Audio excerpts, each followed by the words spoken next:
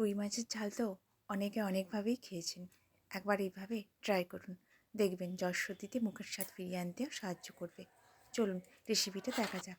প্রথমে মাছের পিসগুলোতে লবণ, হলুদ আর গোলমরিচের গুঁড়ো মাখিয়ে 10 মিনিট মতো রেখে দেবো।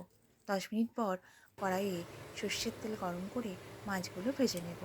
তবে খুব বেশি লাল করে ভাজার দরকার নেই। এই মাছের ঝাল আমি আমার ঠাম্মির কাছ থেকে শিখেছি, খেতে খুবই সুস্বাদু হয়। মাছ ভাজা হয়ে গেলে ফোড়নে দেব তেজপাতা, শুকনো লঙ্কা, 1 টুকরো দারচিনি আর দুটো লবঙ্গ।